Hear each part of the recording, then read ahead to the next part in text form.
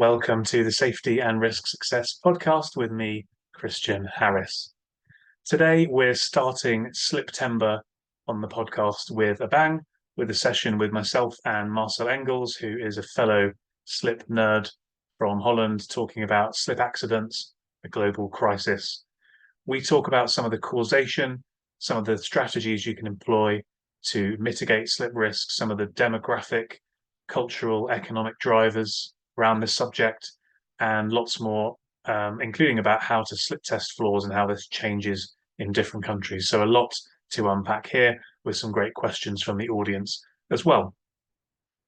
Something that I mention in this podcast, which you may be hearing for the first time, is that I'm launching my book this Sliptember as well. It's called Prevent Slip Accidents with Slipology, and it'll be out on the 18th of September. So do look out for that, and I mention it as part of the session with Marcel. Hope you enjoy this and have a good Sliptember 2024. Cheers. Welcome to the Safety and Risk Success podcast with Christian Harris. We believe that proactive safety and risk management powers business performance. Each week we explore this theme, sharing guests, stories, insights, trends, hints and tips. You can find us on all the major podcasting platforms, and video versions are available on YouTube. But for now, let's join the conversation with Christian.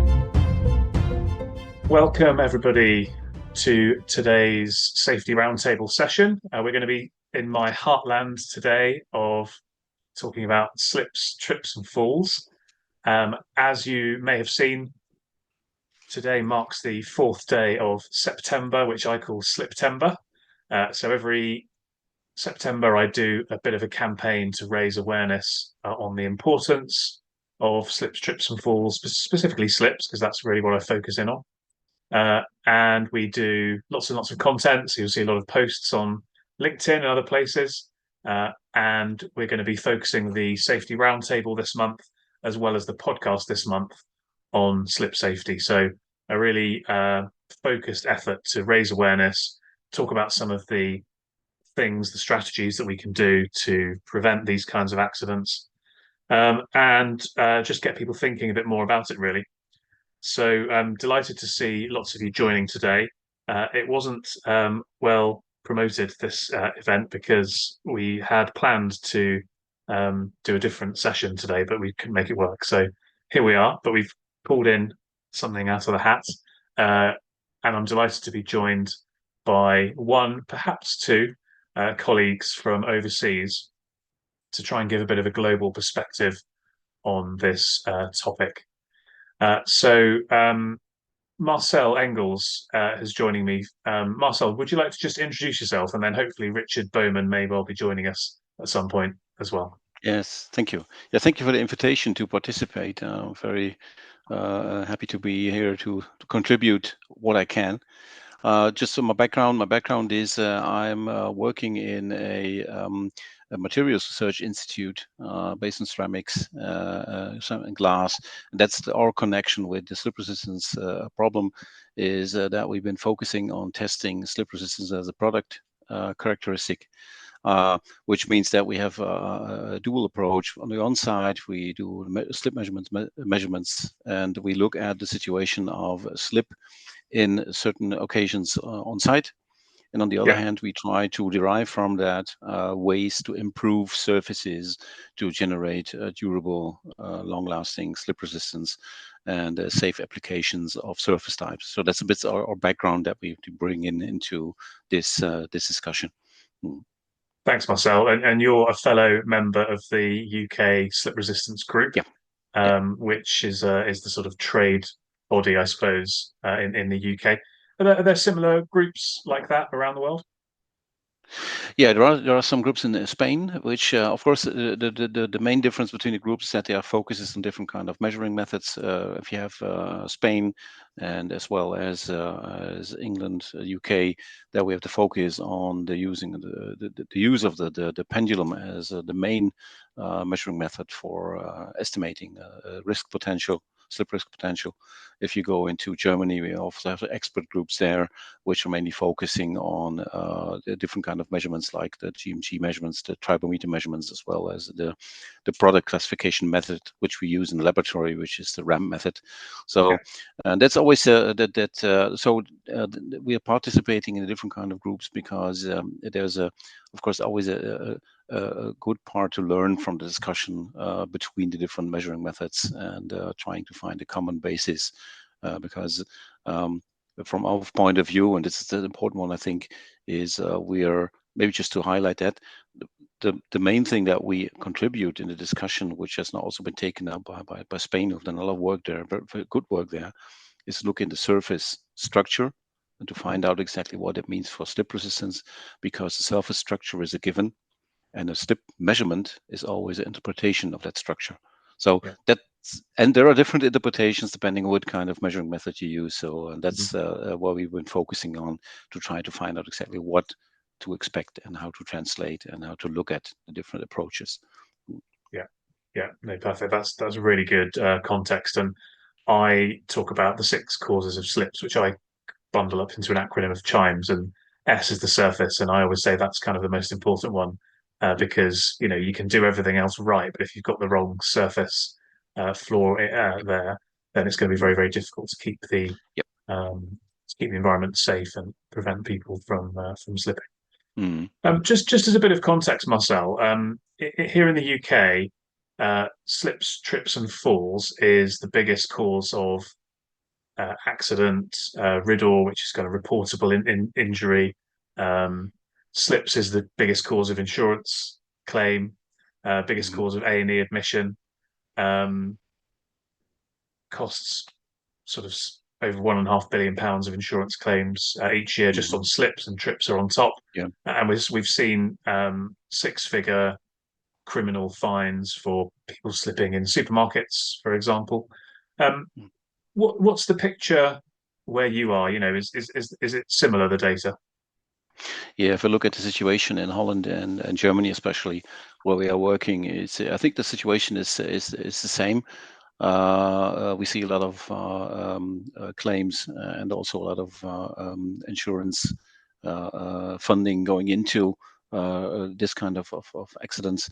I think the number of accidents is, although there is always a discussion exactly where to distinguish between slips and trips and real falls to find out exactly what we're looking at.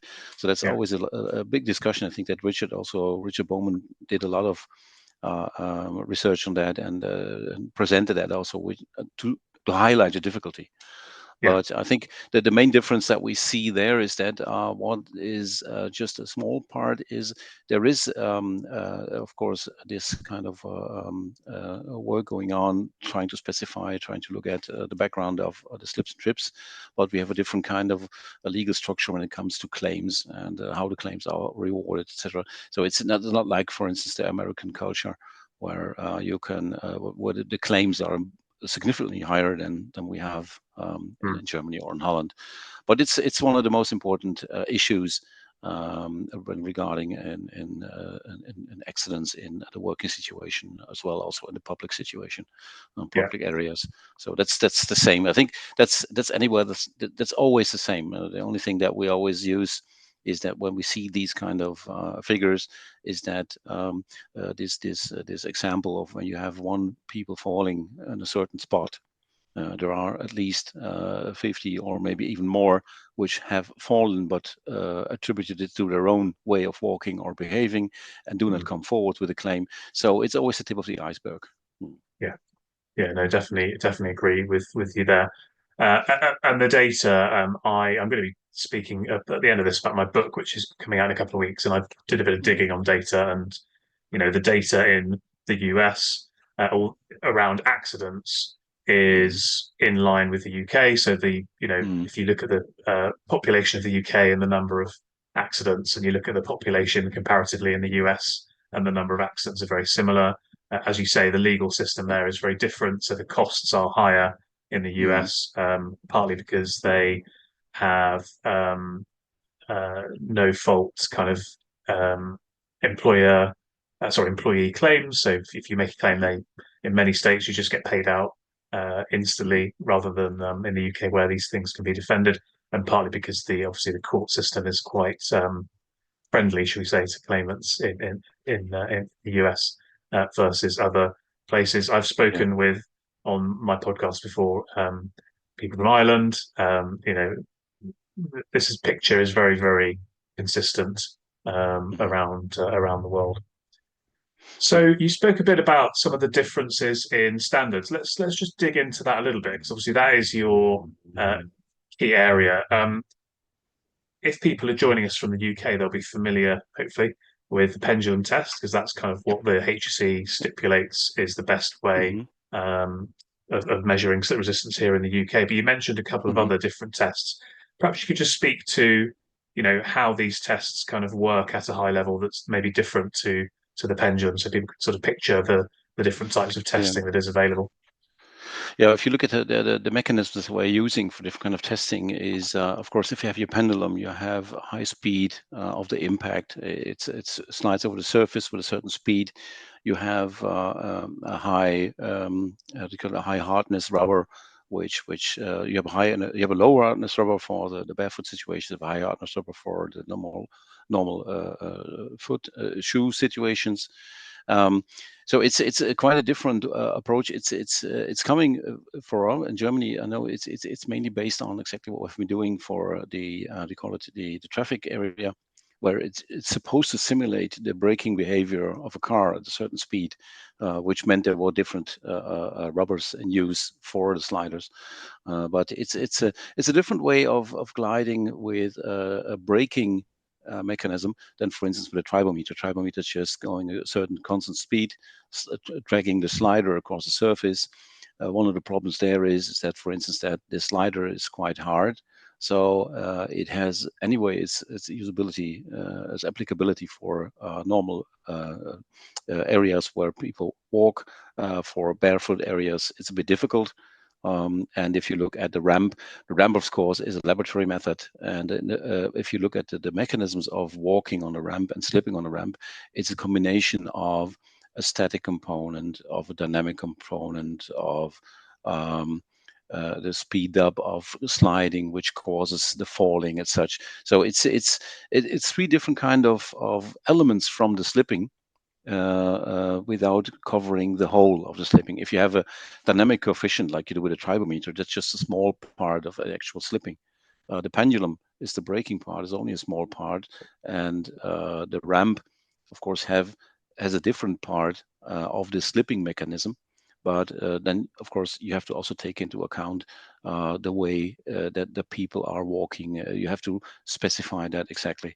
So it's one of the things that is always difficult to talk about is that we see differences in the measuring methods. Mm, That's a discussion that we, for our part, are looking in very, very deeply. What, of course, makes it more difficult to use the standards is that we see correlations of the measuring methods. And again, there, depending on the surface quality, if you have a certain surface with a certain roughness, all the three methods apply and can be correlated. But there mm, are areas where one or the other method doesn't function as well as the other, and you get mm, differences. So you always have to be very keen on which kind of surface you are using your method. yeah, Um, of course, that's a discussion as everybody knows in the back of his head, because it's also a thing that is, of course, also combined with the effects of durability and the way that the different methods go go specify these kind of effects. But I think for the moment, what we now have is a standard where we have the three methods alongside of each other, because, of course, different countries have different yeah, experiences, and nobody's going to throw away experience and focus on the other method just because it's been put forward as the most excellent method. Every yeah, method has its merits and its drawbacks, and that's the way that we are working with it now at the moment. I yeah, think that the standard was been put forward to combining the three methods. We have been talking years. I've been in standardization since 1990, and we have been talking about a one slip measurement method, um, which one of the colleagues from the standardization committee told me, one slip measurement method, it's no dream, it's a bloody nightmare. So you won't get there in the end. because everybody has this experience with its own method, Yeah, and like I said, it's all had this. They're not doing something wrong; they're just doing something different, differently. Yeah, and you exactly. need to know what the differences are.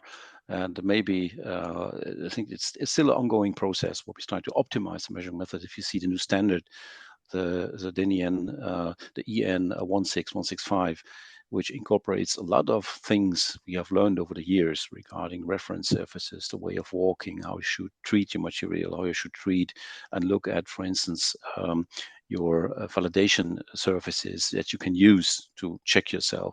But it's progressing. It's still progressing. I think we have not reached yet the end of that, and the work is still ongoing. Of course, there have been a lot of experience, but getting the people together and talking about an approach or a comparison of the approaches is always a difficult thing. And I think we're learning to do that at the moment. And I think that's why I always am very keen to listen to also what Richard Bowman has to say, because he's also very focused on exactly what the drawbacks and the benefits are, the measuring methods. Mm. And Yeah. he has a very keen view on exactly where we should be going and how to use it. In some cases, and I have to speak for myself. Yeah. Sometimes it's allowed, sometimes it's not allowed. But in some cases, we use more methods. Some Mm. cases, I use the pendulum and the floor cycle or the GMG, the tribometer on site, because the difference between the two methods says me more about what actually is going on site than just using one of the measurement methods. Mhm. But of course, that's our approach. That's not something that's been standardized, because that's very difficult to get into a Yeah. large forum. Mm. Yeah. Yeah. Yeah. Good stuff. So yeah, so there's some definitely differences internationally regarding standards and testing methods and all of this kind of stuff. So for anybody in the audience, if you're dealing with an international business, then it's important to understand, you know, just like the laws and health and safety regulations Mm. generally going to be different Yeah. in different jurisdictions. When it comes Mm-hmm. to slip resistance, you're going to have different Yeah. standards in different jurisdictions, different countries as well. So it's Mm-hmm. important to bear that in mind for sure. Yeah. So that's one of the challenges. What would be some of the other challenges from a maybe a more sort of practical sense in terms of like obstacles or misconceptions or misunderstandings that you've seen Mm-hmm. people struggling with in your experience, Marcel? Yeah, I think one of the more important thing is that if a slip resistance is a complaint and we go on site, is that of course we see people going around using the machines, putting them on site and generating a number and telling this is good or it's not good, but you always have to look at the system. You Yeah. always have to look at the complete system. You have to look at the way that the surface is perceived. You have to look at the signs that are on place. You have to look at the way it is cleaned, it's maintained. You have to look also that if the tile which has been chosen or the flooring which has been chosen is in the beginning adequate for the area. I Mm. know that some people from the ceramic side say there's not a wrong tile, there's only a wrong tile for a wrong application. Uh, so it's always a bit it's a bit difficult to specify exactly where the main causes are. But I think in many cases, cleaning and maintenance is a problem. Mm. If you have a slip resistant floor, it doesn't mean that it doesn't need any care because it stays slip resistant forever. No, you have to clean it and to maintain it to keep it that way. And that's of course that's an aspect which not only addresses the way that the beginning of the installation is, but also on a long-term basis has to be approached. Like you're looking at the moment also in a lot of the aspects of the wear of a surface and exactly what we might expect from the wear of a surface. But of course, the difficult there is that we can measure worn surfaces and look at the decrease. But it's always difficult to get a grip on exactly how they are generated. There isn't research going on in Spain where they are looking at counting the number of or the frequency of people walking on it to get a grip on an idea of how fast a slip resistance can decrease. But it's also depending on the surface itself, Mm. the wearability of the surface and the way it fits with the shoe or with the foot. So Yeah. it's very complex, but just the complexity is something that needs to be taken into consideration if you are on site. Uh, Yeah. you can. Yeah. There is no one solution which you can use everywhere. You have to always look at the complete system, Mm. which is very important. The measurement of the slip resistance is just one part, but you always have to check before and after cleaning. Look at the Yeah. surface. Is it worn? Is it not worn? Because yeah, I think that's something that's somebody at we have this conference, the Slip Trips and Fall conference, where we also regularly participate, and there have been people showing and highlighting that people can also walk on ice because they expect that it's Yeah. slippery, so they Yeah. can adjust the walking. Yeah. If you do not expect it to be slippery, that's the problem. And that's, for instance, what we see in swimming pools, where you have, let's say, cleaners with some parts of you call it like lubricants in it. If they stay on the floor and dry on the floor, you get a very rough surface, a very surface which is sticky and dry, and which has absolutely no slip resistance and wet. And that's where the people, if they don't expect it, that's where the people are going to be Yeah. falling. So these are all aspects we have to take into account when going Yeah. on site. Mm. Yeah. Yeah, so it's interesting you've highlighted some of these points because I speak about what I call the slip problem, and slip Yep. being an acronym for people perceiving slips as S simple, L low cost, I impossible to prevent, P paltry, in other words, insignificant. Yep. And I think you're right that to focus in on that first piece, there's this perception Mm. that, oh, it's simple, just do this, just do that. As long as you've got the Mm. right floor, it's fine. Or as long as you do this, it's Yep. fine. And as you say, it's kind of about this whole system and this kind of holistic view. And I think the biggest challenge that I see is that people have this perception that it's simple. And so they Mm. kind of put a simple amount of effort into it.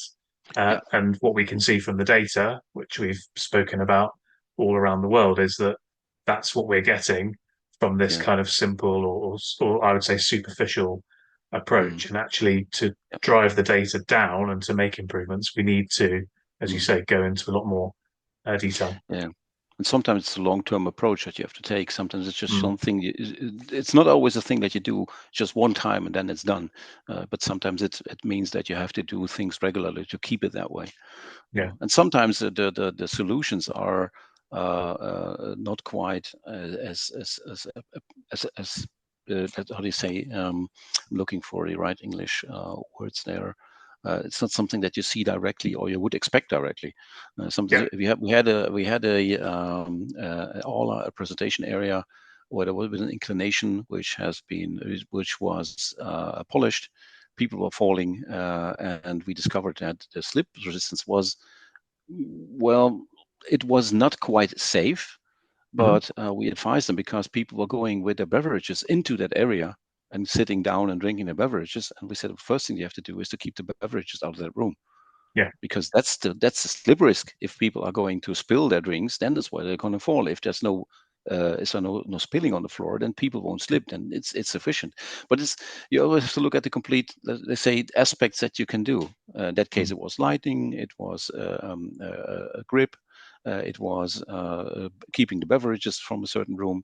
There are all different kinds of possibilities to enhance your slip reduction. Mm. yeah, yeah. To what extent do you feel that there is a sort of personal responsibility or a kind of cultural issue? In other words, uh, it's down that person should take more care. We need to improve our safety culture. Or to what extent is it more around that systematic physical control approach? Which sort of side of that coin do you perceive is kind of more important? Well, that's the institutional answer. It depends on the circumstances. Mm, Because if you have a controlled circumstance, like you have in a working area where you can control the shoes and the way that people behave and what they should be looking at and signage and stuff, then of course you have more control on the situation. But in the case where you do not have that control, your requirements.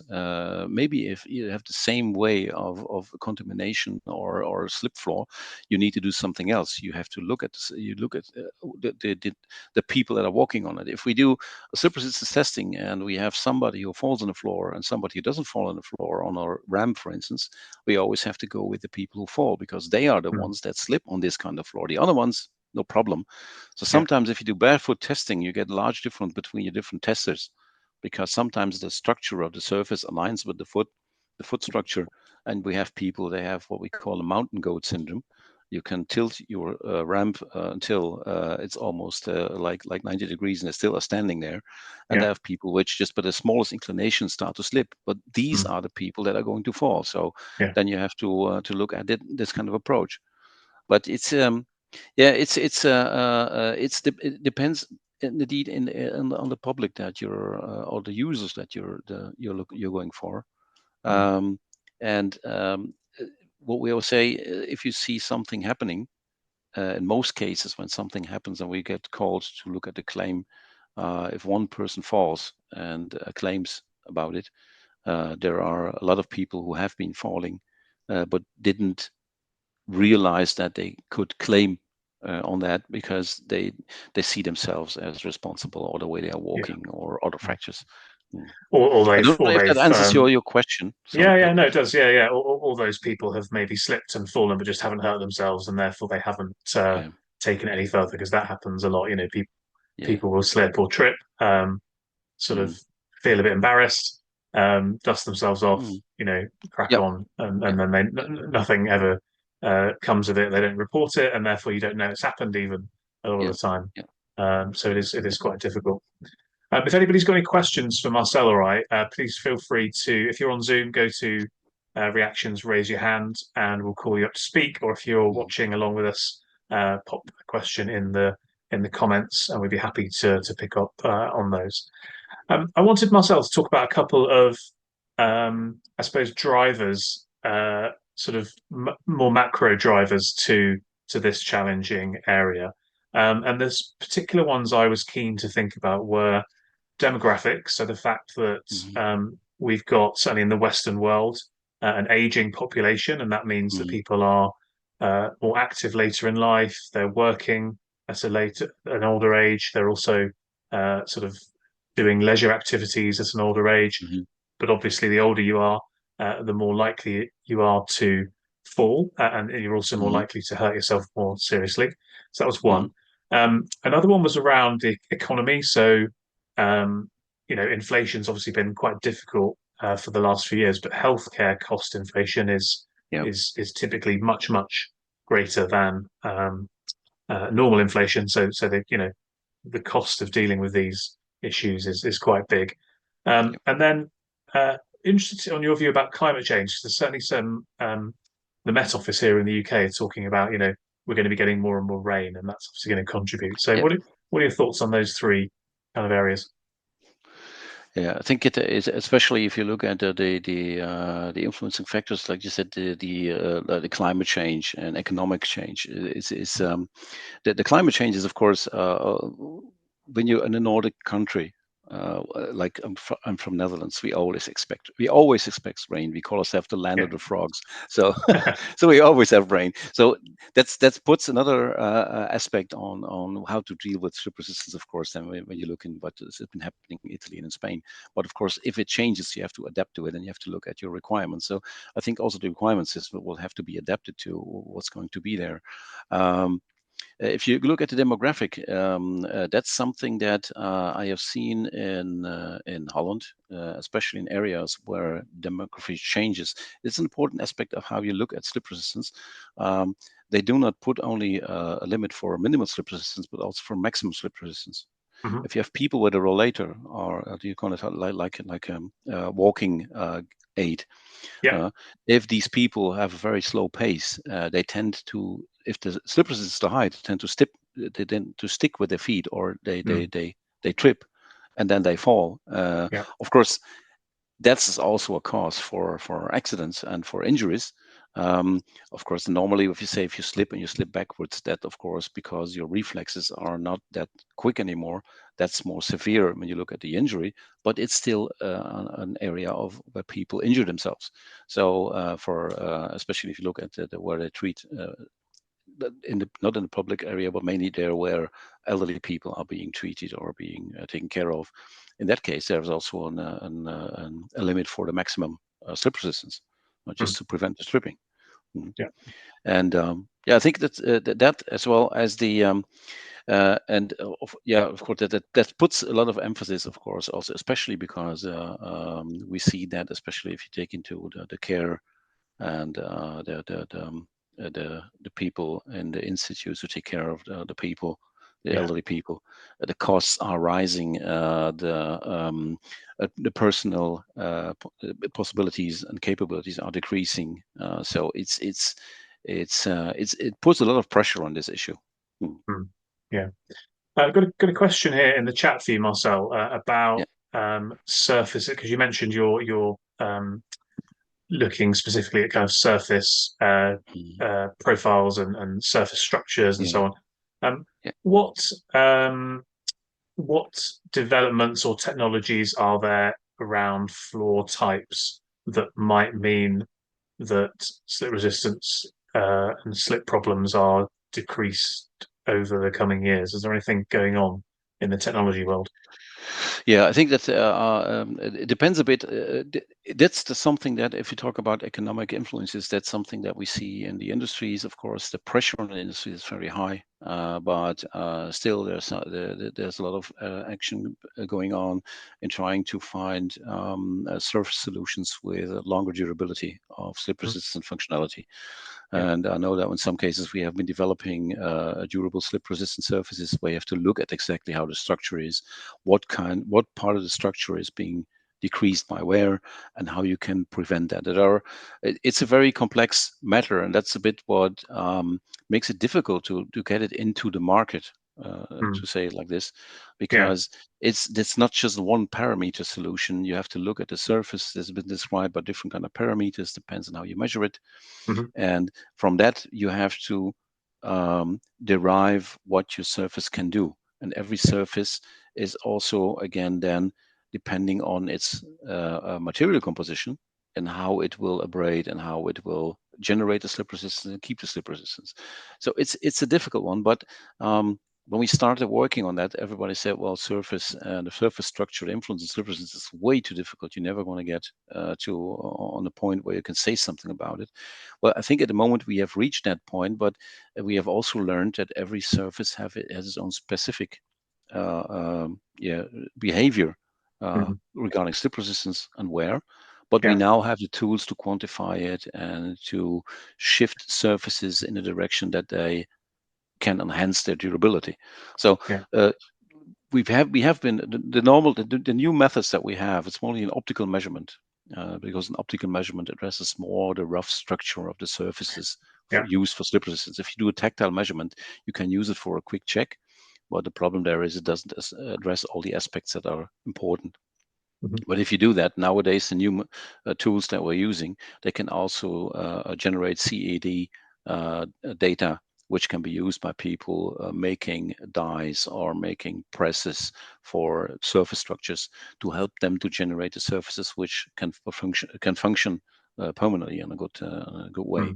Mm. So well, it's there's a lot going on there, but I think that the problem there still is when you start this kind of developments, you in the end want to have a machine which you put on the floor, which recognizes the floor and tells you on the green light it's okay, it's Yeah. long term okay, or the red light it's not okay, and that's still a way to go. That's still a Yeah. way to go. So, but Yeah. you have to start the work somewhere. You get over this threshold of large research projects to get somewhere to a point where you have a simple approach or machine or something which tells you good and not good on long Mm. term.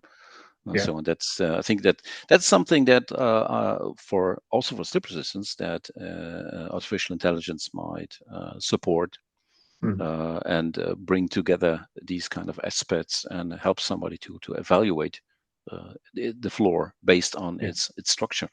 Hmm. That's what we're working at the moment. But it's, like I said, if you're using artificial intelligence, the sky is the limit. But on the other hand, nobody can tell you where to get there. So Yeah. it's difficult. Mm. It's the potential which is put forward doesn't always align with the possibilities that you see when you use it in practice. Yeah, no, that makes sense. I mean, I think one of the things that would most shock people is the speed at which the slip resistance of a floor can change. Yeah. So, Mhm. and there are different factors at play here. So, Yeah. you could install a brand new floor, which is excellent slip Hmm. resistance on whatever test you were to choose. Hmm. And if you did something to it by, as you said earlier, using a cleaning product that was improper and left behind a residue, that floor surface could Hmm. become pretty slippery very, very quickly through Yeah. ineffective maintenance. So that's one Hmm. side. Um, but the other side around the kind of wear and tear and the use, I mean, have you got any sort of examples of, time frames or sort of use, footfall usages where the slip resistance of a floor, which kind of could be chosen on the basis of it's a slip resistant floor and it looks like it should be a slip resistant floor, but actually within a certain period of time that can change inherently within the floor. Have you got any examples of that? Well, I think the problem there is that there is not a real testing for the durability. If you do the Mm, durability testing, like in the most floors, you do a visual testing of how its appearance is going to change. But a functional testing is not a real part of this kind of tests. That's something where we have been looking at for the last year to see what we can do there. Because for us, it's important. So if you look at a hard floor, you do not want to know how it. You do want to know, of course, how it visually changes if you yeah. use abrasion, but you always want to know what the slip resistance and the cleanability of the floor is going to change, because these are Mm, important aspects which define how much and how you have to clean it, and if you might expect that that's going to be slippery or not. Normally, for if you have a hard floor, these changes can occur quite quickly, but yeah. depending on the surface structure, do not always have to incur or lead to a problem.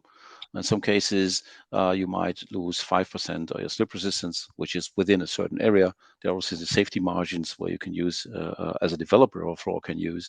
In some cases, there is a larger decrease, sometimes even unexpected decrease, which in any cases can lead to a slip resistance problem. If you have a highly profiled surface, which means that if you have, how do you call it, displacement volume for your contaminants, and you have a high structure which should provide a grip. If this grip is provided with very coarse surface aspects, these surface aspects are experience a lot of pressure while walking on Mm, them, yeah. and they are the ones to abrade very quickly. And sometimes just going from a steep protrusion to a bit of rounded protrusion causes a direct loss of about 30% of slip resistance, which can Yeah.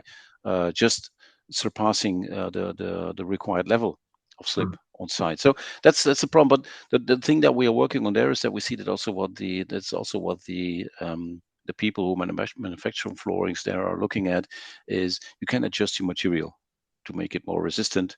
mhm. You can provide, let's say, correction mechanisms. If you have a surface which large parts in it which provide a slip resistance, and you know that your surface is going to wear, you put some of this material some bit deeper in the layer. So if you Yeah. abrade it, there is new material which has the same roughness coming up in wear. So you get this self healing surfaces, like as to call it.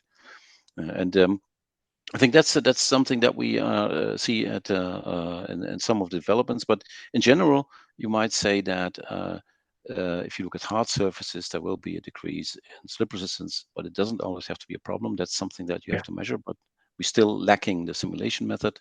There are methods which have been used in Australia and are also been tested. For instance, like where you abrade a certain number of cycles and look exactly what your Yeah, slip like resistance does. accelerated wear tests. Yeah. Yeah, yeah, that's a way to go about. But our discussion there, of course, is that that's also worst case testing. Does it apply for all surfaces, because it's a Yeah. very high abrasive working? But that's the problem. There is that the wear simulation is still missing. Mhm.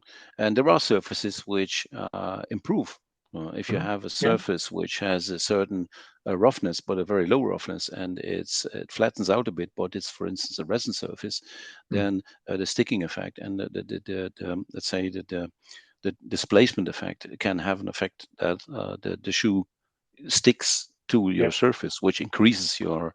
So it's there. Like say, the problem there is that it's very difficult to say something general about floorings. Yeah. Yeah. Every type of flooring has its own life cycle and its own life cycle changes. Mhm. So it that keeps us busy. But uh, say, well, we know at the moment how to look at the surface and try to find out exactly how it behaves. Mhm. There are some aspects also looking into how can we get to a good simulation of a Yeah. surface, and it helps us a bit of to understand better what we might expect of a surface. But it's still a learning curve which we have to go through in some cases. But for if you are on site, um, the things that we do for the moment is look at the surface where the loading of of the floor is not heavy. We look at an area where there's a lot of walking going on, for instance. We look at the differences, and that helps us to evaluate from that circumstance what can be done, or what can Yeah. be done with the surface. Is it like it should be, or is there something which has gone wrong with cleaning? So it's still, yeah. The problem is that slip is as you said, not simple. It's a complex system, and you Mhm. always have to take a fresh approach to what you're seeing on site. So it's also difficult to specify a common procedure to go about. There are so many aspects you have to take into Mm. account. So yeah, that's it's a complex issue.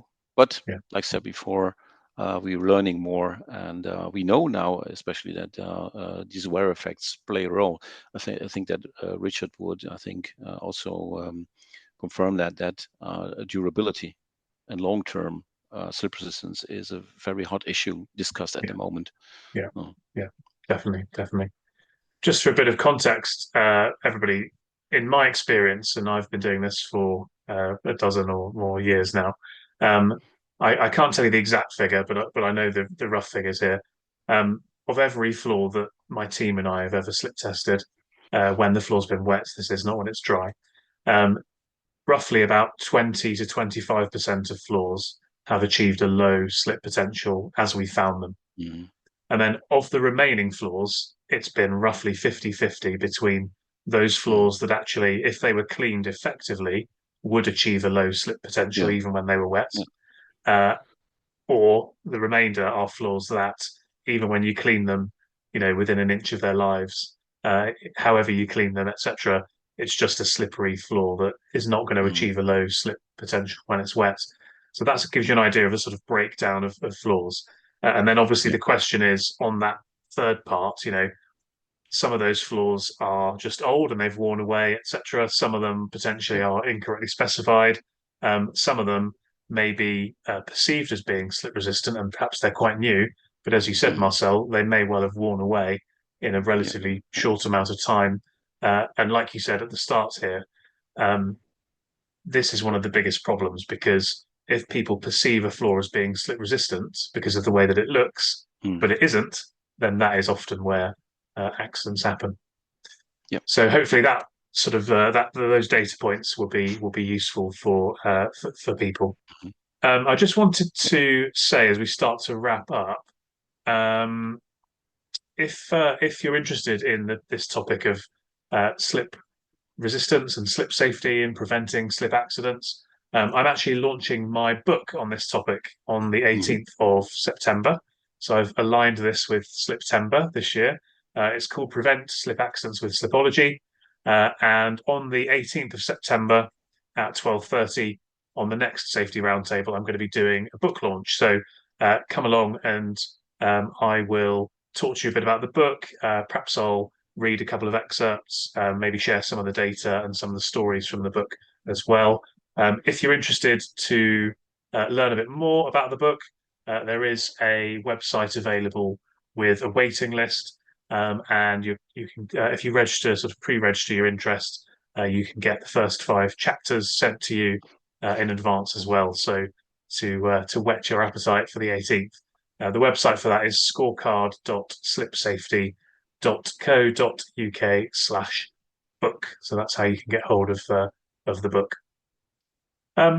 Before we wrap up, then, Marcel, and I appreciate you Mhm. having joined today, and I'll have to give Richard an elbow to see what's happened to him. Although it is almost 11 o'clock at night in Australia.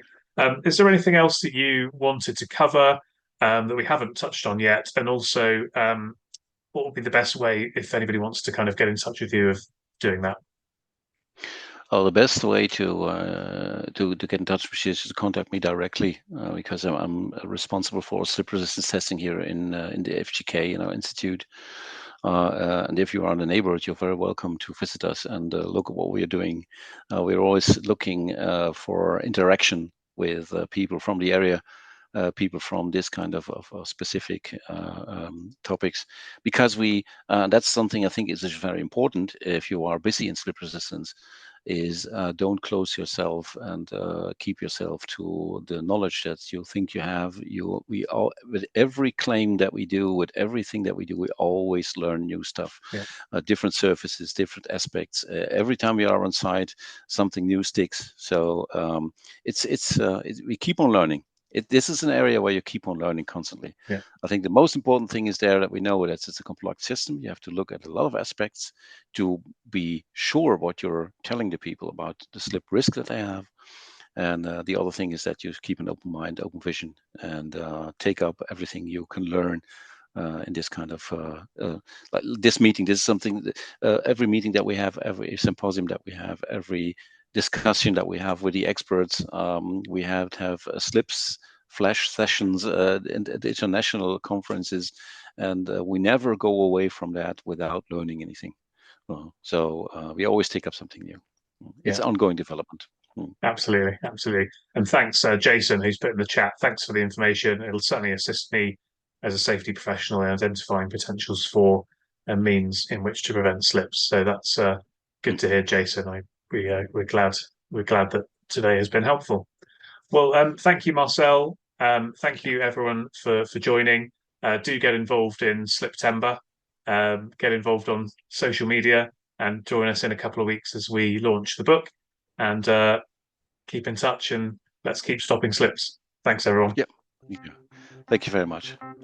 Cheers. Pleasure to be here. Thanks, Marcel. Bye. Bye.